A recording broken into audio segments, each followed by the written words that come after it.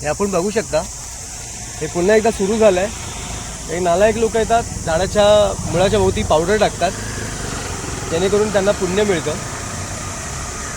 बघा, ही सगळ्या झाडाभोवती ही पावडर टाकली आहे. आता हे बघा ना, ह्याच्यामध्ये पीठ आहे. आता हेच पीठ इथे मुंग्या येणार आणि ते पीठ जे आहे ते मुंग्या खाणार, माती भुसभुशीत करणार आणि मग ही जी मुळं आहेत ती पूर्णपणे पोकळ होत जाणार, मुळाजवळची माती नाहीशी होणार आणि मग हीच झाडं पावसाळ्यामध्ये, वादळामध्ये ही झाडं पडणार.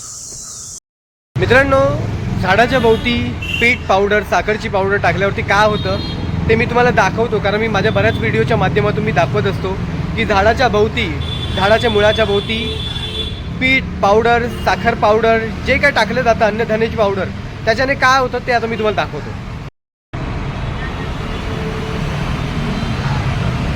हे बघा, हे घुशीने पोखरलं आहे, ह्याच्या आतमध्ये घुशी आहेत. हे सगळे प्रकार जे आहेत ना, हे सगळे झाडाच्या भोवती जी अन्नधान्याची जी पावडर टाकली जाते त्याच्यामुळे हे सगळं होतं. मी तुम्हाला दाखवतो झाडाच्या भोवती अन्नधान्याची पावडर किती टाकली आहे.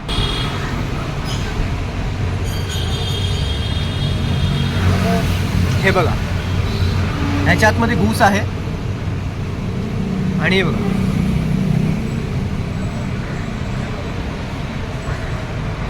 म्हणून पावसाळ्यामध्ये वादळ आल्यावरती, मोठा पाऊस, जोराचा पाऊस आल्यावरती ही अशी मोठी मोठी झाडं कोसळत असतात. त्याचं कारण हेच असतं, हे झाडाच्या भोवती जे आहे अन्नधान्याची पावडर टाकतात ना, त्याच्यामुळेच ही एवढी मोठी मोठी झाडं जी आहेत ती कोसळत असतात. हे कुठेतरी थांबलं पाहिजे. मी वारंवार माझ्या व्हिडिओच्या माध्यमातून सांगत असतो, हे थांबलं पाहिजे. कॅमेरामन सेल्फीसोबत शंकर सुतार, निसर्ग माझा. जय हिंद, जय महाराष्ट्र.